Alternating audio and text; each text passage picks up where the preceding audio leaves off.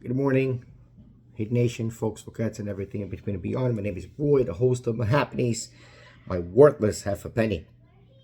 The only host, as far as I'm concerned, in the history of the internet has no idea what he's talking about, and he tries to learn every single day. Uh, First of all, I come to you heartbroken about what happened yesterday, what's been happening with us, but especially the fact that we just couldn't show any we couldn't show any flow, we couldn't show any leadership, we couldn't show any I like to say this word a lot, but that's in my opinion one of the things that embodies not just Heat culture but also Corinthians culture. By the way, this jersey is from Marilia Football Club, and they are a team. I mean, it's a team that I started rooting after a good friend of mine died, drowned, fortunately, in Rio de Janeiro. Taekwondo champion, great musician, and just a stand-up guy in general. Just one of those guys that even if you had anything to say that was, even if you wanted to say negative things at an eulogy for honesty's sake, you wouldn't have anything to say negatively about him. Someone wearing this jersey in his name, kind of wearing it as like, okay, my guardian angel of the day. Because obviously the events of the past couple of weeks have been very disparaging, very discouraging for the organization as a lot. And then there are lots of layers, like Ethan Skolnick likes to say, to this topic, and they discuss it better. Other people discuss it with a different kind of energy. The one thing that I can offer you is the human perspective on this situation, which is basically what I feel, right? And basically the way that I think fans are feeling right now, and what I'm seeing, talking on social media and looking at various and different opinions from different people from all across the world. Now, you would certainly think that most of the organization, most of the fans, would take Jimmy's side.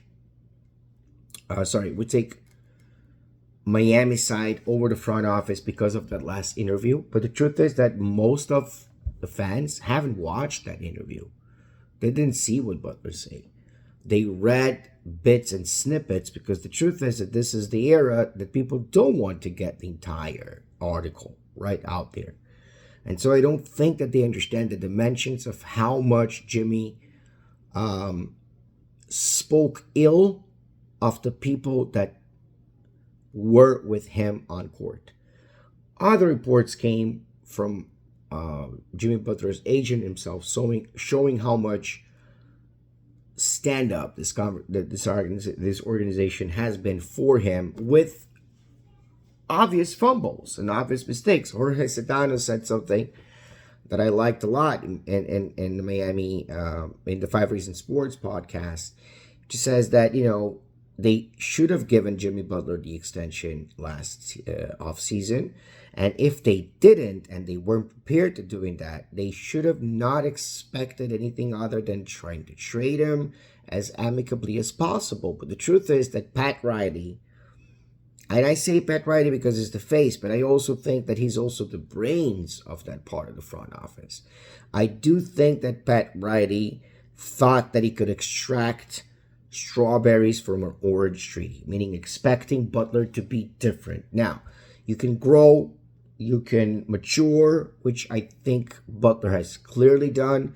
He's flourished in Miami. He's given us a lot, but he was also able to flourish in Miami because of how the organization treated him throughout this entire ordeal with us.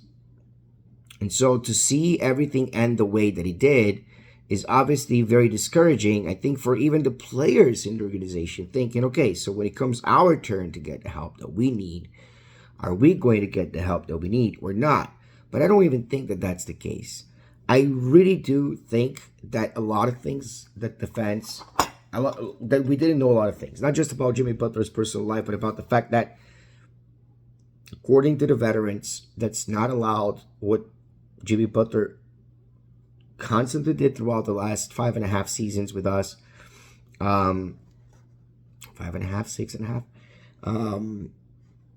They were not tolerated by other people.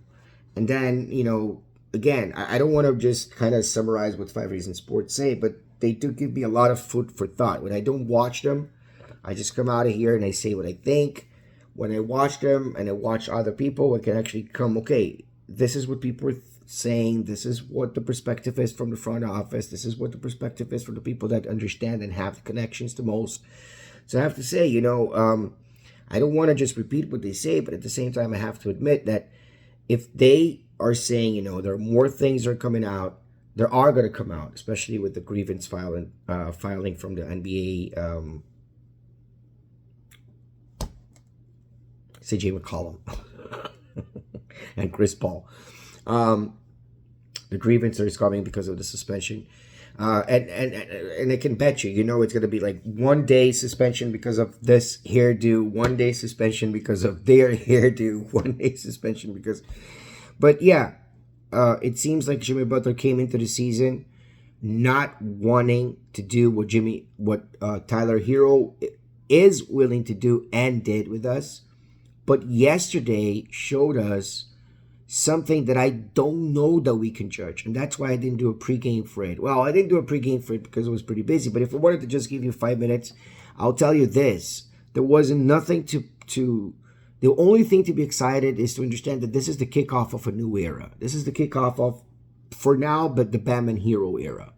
And whoever comes along to help us out. But is there anyone who thought that without Jimmy Butler, we could contend? I don't think so. However, the people that thought that we had a championship team with Jimmy Butler were also in the minority. So I can tell you that the fans didn't believe that this team was going to go far anyway. Now they are hurt. Now they are very angry. And I honestly, in my count, I see most of it being directed toward the front office. Because Jimmy Butler is a guy that got us closer to where we needed to get since the Big Three era. I know that Pat Riley's moves, that this organization's moves, have allowed us to have 3 championships, but we could have had more championships, right? We could have had a better relationship with LeBron James. He could have handled it better. We could have had a better relationship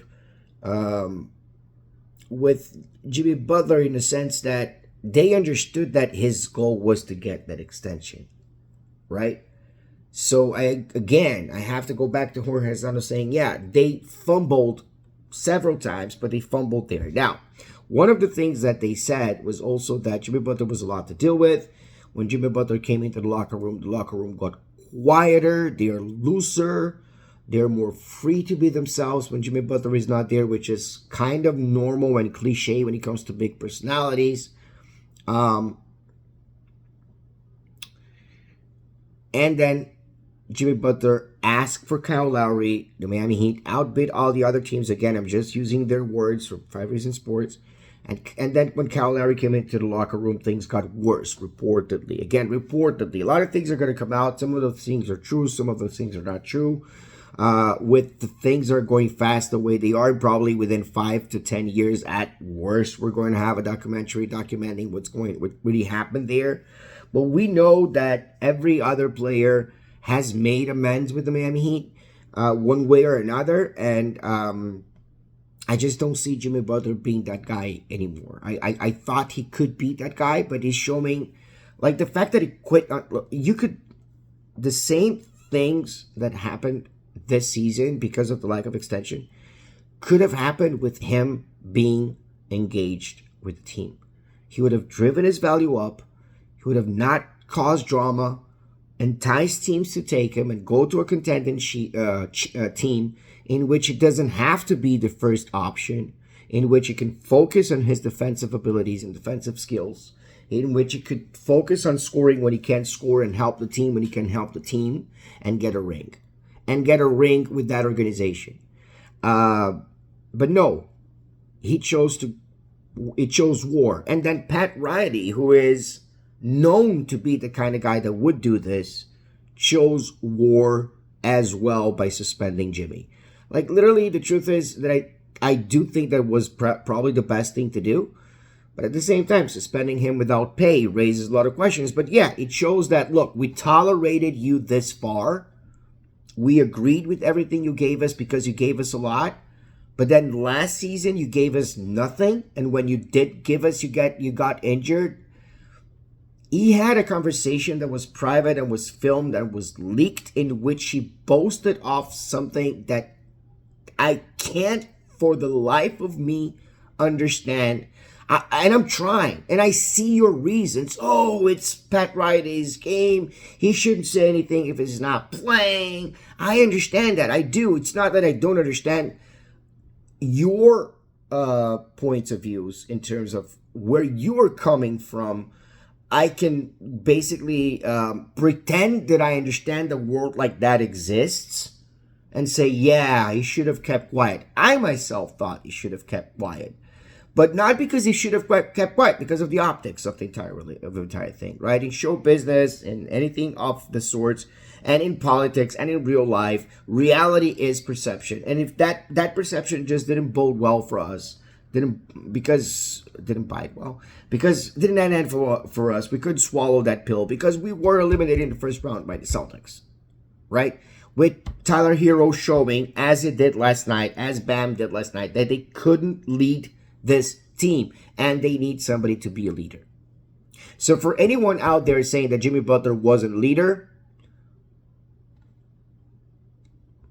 respect your opinions. You know more than basketball than I do.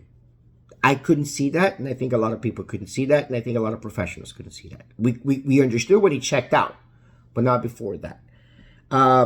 If anybody thought that Jimmy Butler is not a superstar, he's not in the regular season. He's a superstar in the playoffs, and the statistics show that. So I saw, for example, one comment listing all the accomplishments that Jimmy Butler didn't have that all connected to the regular season, and then you compared that the accomplishments that he had in the in the playoffs. Look, the difference is this.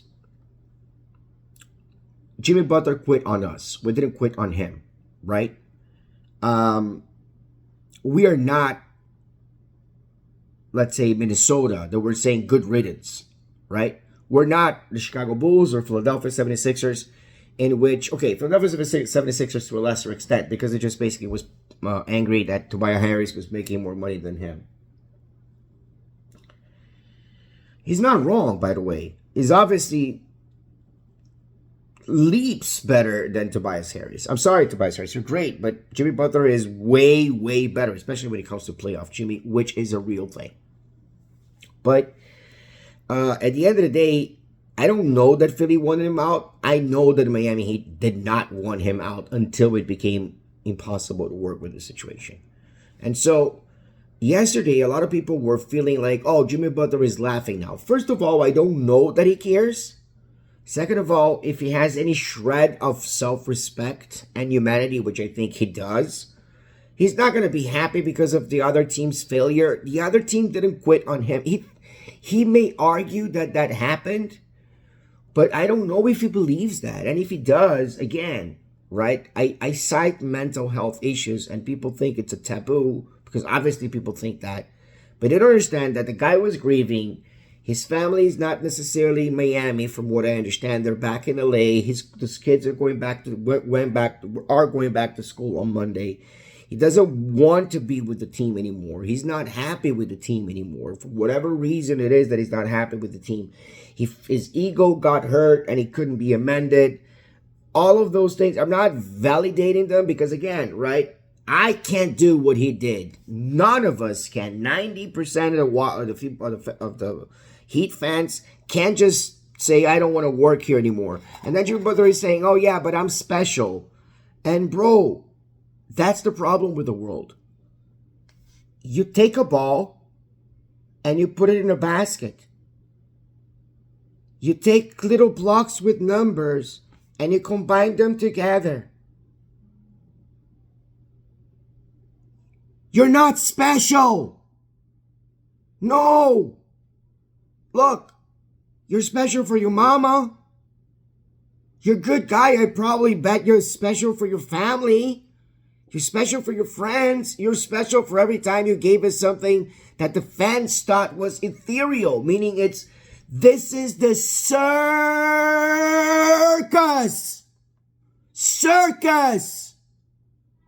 to our bread.